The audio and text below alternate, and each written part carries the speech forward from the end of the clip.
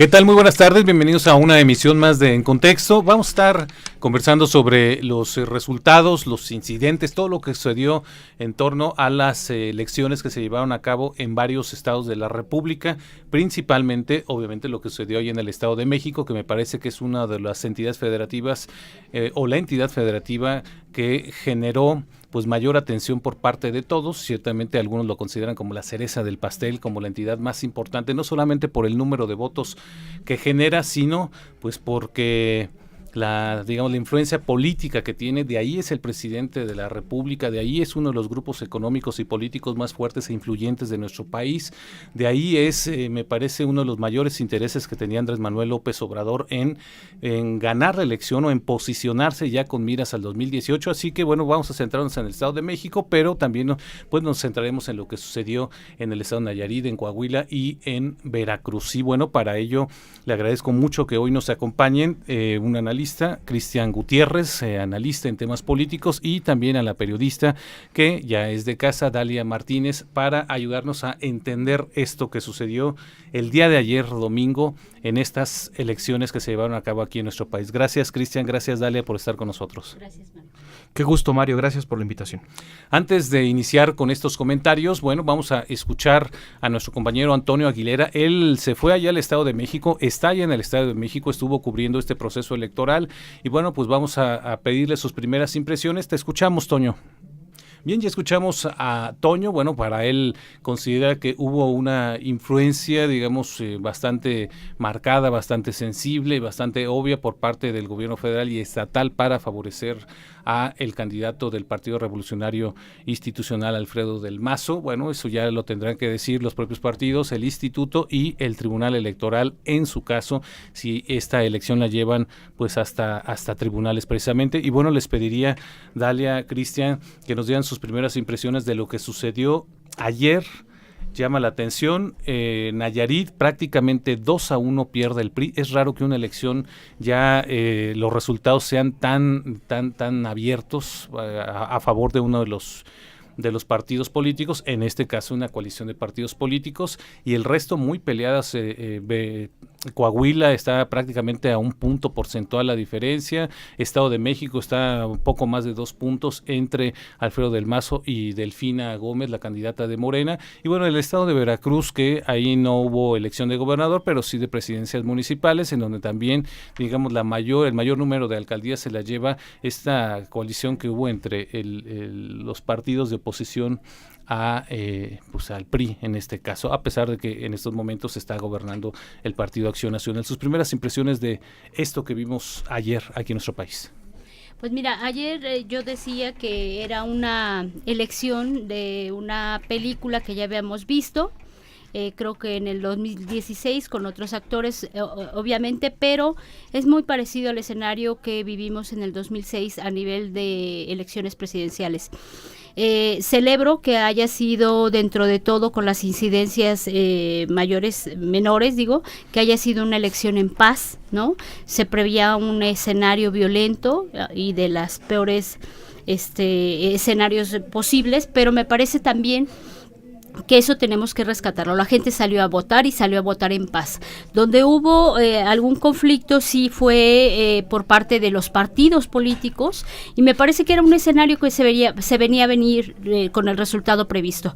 Lo que sí yo coincido, por ejemplo, con el compañero Antonio Aguilera, es que el PRI está herido de muerte, y este es el escenario con el que va a ir para el 2018.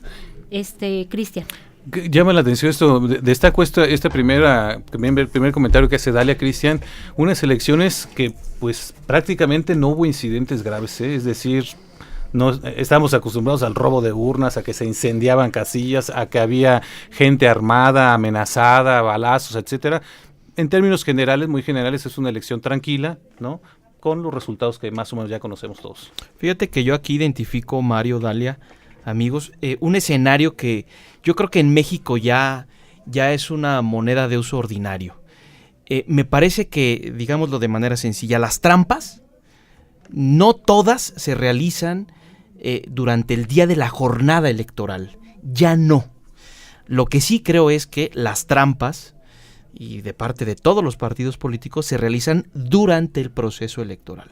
durante las campañas se bajan cualquier cantidad de recursos, de programas de corte político, de corte social, y creo que ese fenómeno sí habría que identificarlo efectivamente. Coincido contigo, Mario, no hubo grandes problemas. La pregunta es si identificamos o si logramos identificar que durante las campañas hubo cualquier cantidad de irregularidades. Que esto seguramente se presentarán denuncias, el tribunal las analizará y bueno, en su caso determinará si son válidas o no, pero bueno, digamos en términos generales es una jornada comicial relativamente tranquila con todos estos incidentes que tú has comentado, Cristian. Me parece también que ciertamente muchos de los incidentes graves, de las acusaciones graves, fueron durante el proceso electoral. Vamos a hacer una pausa. Regresando, dejo la pregunta sobre la mesa. ¿Qué es lo que más ha llamado la atención de esta contienda electoral? La alianza PAN-PRD, por ejemplo, que se dio en Coahuila y que se dio en Nayarit. En una me parece que le resultó muy bien, en la otra están muy peleadas, y pues la segunda, lo que significa el Estado de México para pues la elección presidencial del 2018, para Morena y para el PRI. Vamos a un corte y regresamos. Regresando nuevamente en contexto, le recordamos que estamos conversando este tema de los resultados de las elecciones que se llevaron a cabo el día de ayer domingo en varios estados de la República. Estamos conversando con Cristian Gutiérrez y Dalia Martínez. Me quedé con esta pregunta en el aire. ¿Cuáles son sus primeras impresiones de esta alianza PAN-PRD que se da en algunos estados de la República? No se da en el Estado de México, curiosamente, pero ¿qué lectura le dan a esta alianza entre dos partidos que son como el agua y el aceite? A mí me parece que efectivamente es algo que pensamos que no iba a suceder. El propio PRD había dicho que jamás, que no era su alianza natural, vaya, ¿no? Pero me parece también que sienta un precedente para el 2018 y para tirar al PRI, si así se le quiere ver, para tirar al PRI de la presidencia en el escenario del 2018. Entonces, no está descartado del todo. Funcionó la alianza que nadie esperaba, y también funcionó que, por ejemplo, en los estados del norte, por ejemplo en Coahuila, se llevara a cabo casi completo el PRI, ¿no? No se alió con partidos, pero de alguna manera, como dice Cristian, operó desde antes, y me parece que la estrategia le funcionó, ¿no? Entonces el PRI tiene pues prácticamente un año menos de un año, ¿verdad? Para poder sembrar por lo que pueda sembrar y recoger en el 2018, pues lo que haya que recoger. ¿Por qué no haberse aliado, Cristian? En el Estado de México, el PAN y el PRD, ambos quedaron en tercero y cuarto lugar. ¿Por qué no haber explorado esta coalición como le hicieron en Nayarit o en Coahuila? Y para pues ya estar, afinando esto que pudiera ser lo que podríamos ver en el 2018. A ver, yo aquí plantearía dos hipótesis. Una quizá tiene tintes de perversidad y otra quizá no. A ver, ¿por qué no una alianza entre PAN-PRD en el Estado de México? Pues porque a lo mejor hubo una alianza superior con el propio PRI para sí dividir los votos de Morena, pero no a grado tal de ganarle al PRI. Esa es una hipótesis que yo estaría obligado a comprobar. Solamente es una hipótesis. Por supuesto que no es verdadera.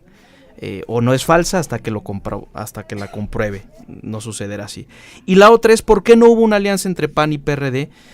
Pues porque también ellos tienen intereses, Mario, y quizá ellos se evaluaron desde antes de empezar el proceso electoral y consideraron que podían ir solos, aunque lo dudaría. Mira, Josefina Vázquez Mota sí creo que antes de la contienda electoral representaba ser una figura interesante como candidata para los propios panistas. Creo yo que por lo menos en las encuestas panistas era la más aventajada. Una gran sorpresa el resultado, ¿eh? Pero una gran sorpresa. Lo digo con todo respeto, para mí no tanto. Sí me sorprendió que quedara en cuarto lugar. Con 10% más o menos, ¿no? Con 11%. No me sorprendió que perdiera. Con todo respeto lo digo, Josefina Vázquez Mota. De esa manera. Con esa magnitud. Con todo respeto, Josefina Vázquez Mota siempre se me hizo una política muy mediocre. Lo digo a título personal y con todo respeto.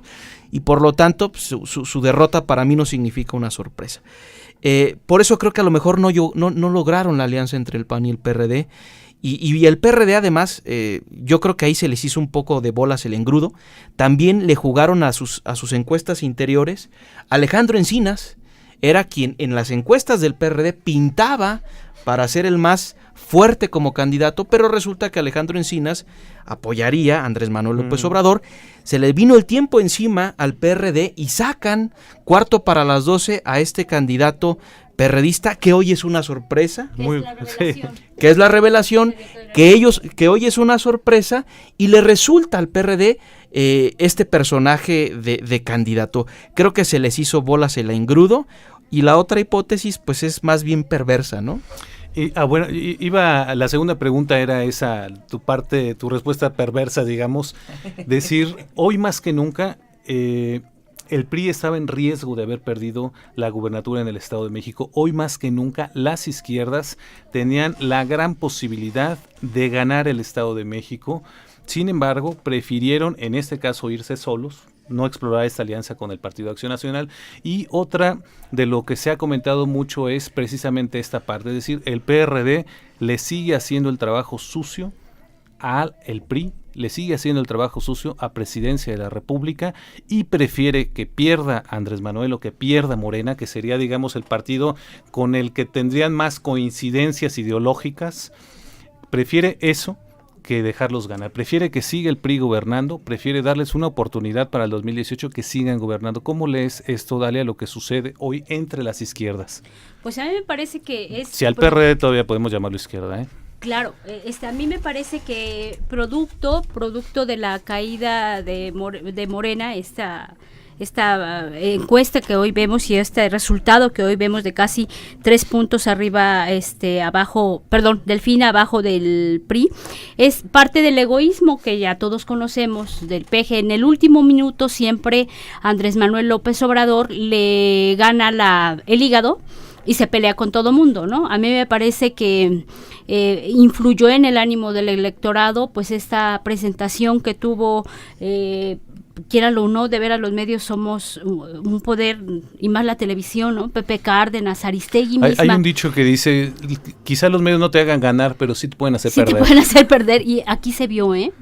A mí me parece que una aliada, si tú quieres, mediática, que siempre había tenido Andrés Manuel López Obrador era Carmen Aristegui, y se le ocurre pelearse con ella, ¿no? Al aire, y pues todos fuimos testigos de eso, igual con Pepe Cárdenas, ¿no? Y el poder de la máxima televisora también de México, y por hoy Televisa, pues influye porque influye. A mí me parece, sí fue una revelación el PRD, quien más ganó. Yo creo que dentro de esta. Ahorita la siguiente pregunta que quiero hacerles es si ya es candidateable del PRD a la presidencia de la República, y que quien se tiene que preocupar es Silvano Aureoles Conejo por este. Si quieres, concluye este comentario que tenías y entramos a lo que viene para el PRD en el 2018. A mí me parece que Cepeda fue como cuando en los Óscares el actor más joven, ¿no? Que se convierte en una revelación y en un rockstar, ¿no? Entonces, ese es Juan Cepeda, que aunque se hubiera aliado con el PRI, me parece que no hubieran sido oposición viendo los números para el PRI. Si se hubiera aliado Juan Cepeda con Vázquez Mota, no hubieran sido aún así competencia para el PRI. Pero si se hubiera aliado con Delfina, me parece que se hubiera resultado aplastante el resultado. Entonces, bueno, así el escenario, pues volvemos a poner las barbas a remojar todo el mundo, y entonces entramos de lleno ya en el escenario de 2018. O quizás si no hubiera sido un candidato tan fuerte, a pesar de que perdió, le hubiera alcanzado Morena, quizá para ganar la gubernatura. ¿El principal enemigo de Andrés Manuel sigue siendo Andrés Manuel o es el PRD, Cristian? No, yo creo que es Andrés Manuel López Obrador. Pero también hoy no habría que descartar al PRD. Yo no sé si sea válido traspolar los resultados y las características de las elecciones. En marketing político se sabe y es de manual, ninguna campaña, ningún proceso electoral se parece al siguiente, así sean poquitos años, meses, quizá 2, 3 años. Ninguno se parece. Tú dices, se cierra el capítulo del Estado de México, yo creo inicia que sí. Uno nuevo. Yo creo que sí, okay. Aunque sí creo que Juan Cepeda es figura importante dentro del PRD. Yo lo vería o como presidente nacional de ese partido político, o como uno de los 3 aspirantes a la candidatura, para la presidencia de la República, sí creo que otros aspirantes al mismo cargo tendrían que preocuparse y los perredistas tendrían que sentirse contentos de tener hoy una carta que posiblemente podría jugar bien. Eso es para responder a la pregunta que hacías, Mario, de si Juan Cepeda es candidateable. Pero me regreso un poquito más y lo haré rápido. Hay algo que me parece vale la pena analizar y quizá no se vaya a reparar en las mesas, pero es importante. El tema de la representación, el tema de la participación. Hablamos del Estado de México. ¿Cuánta gente participó en esta elección? Sí, si bien es cierto, hubo un incremento como de 5% en términos generales en cuanto a la participación, apenas superó el 50% la participación de la gente, 52%. ¿Qué significa? Significa, Mario, que solamente entre 1.5 y 2% de la gente del Estado de México está a favor de Alfredo del Mazo, quien seguramente será el gobernador. Lo voy a decir de manera sencilla, y no solamente es en el Estado de México, prácticamente es una radiografía en todos los procesos electorales, en todas las entidades de la República. La gente está no solamente cansada, ya no cree en los partidos, no cree en los políticos, no cree en la política, y ahí hay que tener mucho cuidado, porque la gente, al no sentirse representada, en cualquier momento las cosas pueden salirse de control. ¿Por qué las alianzas? Que es lo que tú planteabas al inicio de esta mesa, de los partidos políticos, las alianzas, precisamente por eso, porque hoy el sistema político y de representación política en este país ya no le alcanza ni al PRI, ya no le alcanza para gobernar con tranquilidad, con una mayoría que le permita generar gobernabilidad. Por eso es que son las alianzas. Creo que es momento, y lo dejo nada más como provocación, de seguir debatiendo respecto al tema de la segunda ronda electoral, porque los mexicanos hoy más que nunca no se sienten representados. Si los priistas o los panistas o los perredistas o los morenistas van a creer que estos resultados les alcanza para lo que sigue, cuidado. En unos cuantos segundos que nos quedan, Dalia, este experimento que se hace entre la alianza PAN-PRD que se dio en Nayarit, en Coahuila, pasa la prueba ya para que estos dos partidos, las dirigencias que son tan pragmáticas de estos dos partidos, puedan efectivamente ir moldeando una candidatura en común para el 2018? Para el caso Nayarit me parece que sí funciona. ¿Por qué? Porque el PAN siempre, su lado flaco es que no tiene y estructura en tierra, y el PRD la tiene. Entonces tú tienes eso, yo tengo el otro, y parece que para esta ocasión de Nayarit sí funciona. En el caso del Estado de México me parece que también hubiera funcionado esa alianza rara pero posible, en el Estado de México. Aunque no hubieran ganado, quizás se hubieran quedado en segunda fuerza. Creo que con todo y todo sigue teniendo la infraestructura a pie de tierra, es el PRI y el PRD en segundo término, pero sí en Nayarit va a funcionar por ese sentido. En unos segundos que nos quedan, Cristian, ¿pasa la prueba esta alianza? Es decir, ¿sí podemos pensar que efectivamente haya una alianza en el 2018 PAN-PRD? Yo creo que sí es posible. El PRI se tendría que poner a temblar si el PAN y el PRD se alían por la presidencia de la República, y lo digo con toda franqueza. No extrapolo, lo de ayer se queda ayer, lo de 2018 faltan algunos meses, pero hay algunos tintes, El PRI no tiene absolutamente nada ganado, como ni el PAN, ni el PRD, ni Morena. Se cierra el capítulo, bueno, hay que dejar que la parte de los tribunales cierre, pero se cierra este capítulo, dice Cristian, empieza la carrera por el 2018 con todo nuevo. Bueno, pues muchísimas gracias, nos fue volando el tiempo. Gracias a usted por habernos escuchado estos minutos. Nosotros nos despedimos, nos escuchamos el próximo lunes en punto de las 3:30. Buen provecho.